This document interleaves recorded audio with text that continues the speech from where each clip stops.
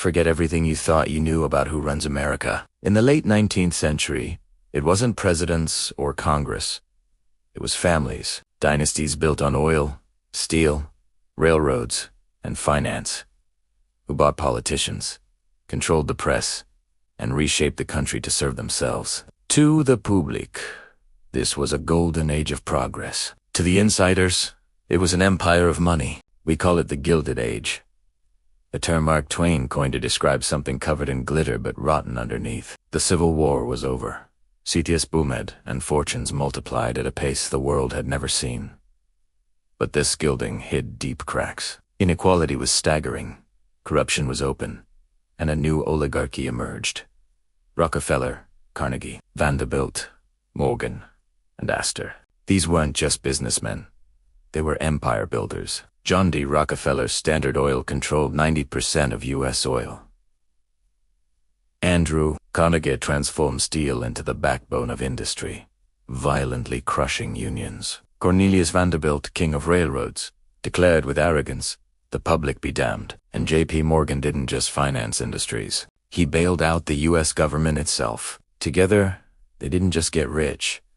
They quietly ruled America. Let's start with Rockefeller. He methodically crushed his rivals with secret deals and predatory pricing. By 1880, Standard Oil controlled nearly every drop of oil in the country. His wealth, adjusted for inflation, would be over $400 billion today, making him the richest man in modern history. He wrapped his empire in trusts and philanthropy, but beneath the charitable image was a man who turned monopoly into political control. Then there was Andrew Carnegie, the steel baron. A Scottish immigrant who started as a factory boy, he became obsessed with efficiency, but the price of his fortune was blood. In 1892, when workers at his Homestead Steelworks went on strike, his partner brought in armed Pinkerton guards.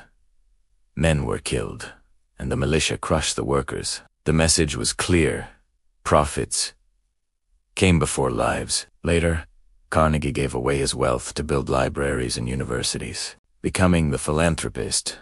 But the fortune he gave away was made on the backs of men whose strikes he drowned in violence. The Vanderbilts were the poster family for excess. Cornelius Vanderbilt built a railroad empire, and his heirs spent the fortune on gilded palaces and lavish parties. When asked about the public interest, he famously sneered, "The public be damned." It wasn't a slip of the tongue. It was the family motto. They lived above society, flaunting wealth so obscene it sparked resentment across the nation. But if Rockefeller monopolized oil and Carnegie dominated steel, J.P. Morgan controlled money itself.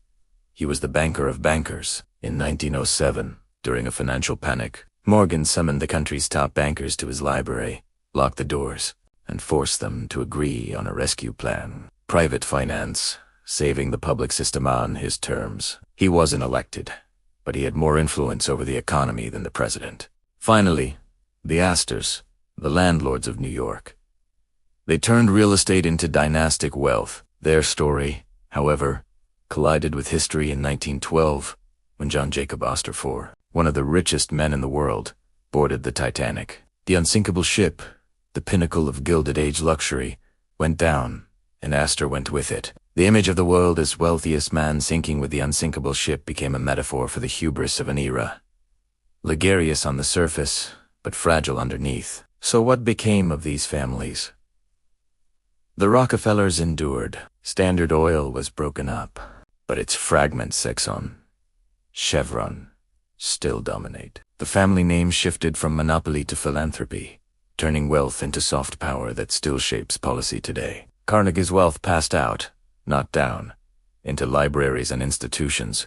His legacy is the philanthropy, not the family. The Vanderbilts became a cautionary tale of reckless Their massive fortune simply ran out. The Morgan family dynasty faded, but the institution, J.P. Morgan Chase, outlived him, trading bloodline power for corporate power. The Astor's fortune declined, a relic of old money rather than an engine of power. But the lesson isn't whether a particular fortune survived. The lesson is that the playbook of the Gilded Age dynasties is still being used today.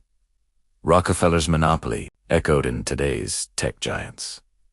Carnegie's union boost. Look at how big industries crushed dissent to protect profits. Vanderbilt's Arrogance. Listen, when billionaires build rockets to escape a planet ordinary people can't afford to live on, Morgan's power over the treasury. Look at the financial institutions that can topple governments. The Gilded Age didn't end. Evolve. The names have changed: Bezos, Musk, Gates, but the script is the same. Concentrated wealth is politics. Rockefeller didn't need to be president.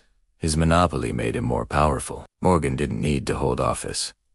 He held the government's gold. When wealth holds that kind of power, democracy becomes decoration. History doesn't repeat. It compounds. If you don't see how wealth rules, you'll mistake oligarchy for freedom. And that is the most dangerous illusion of all. If this gave you a new perspective, hit subscribe. History has the answers and I'll show you where to look.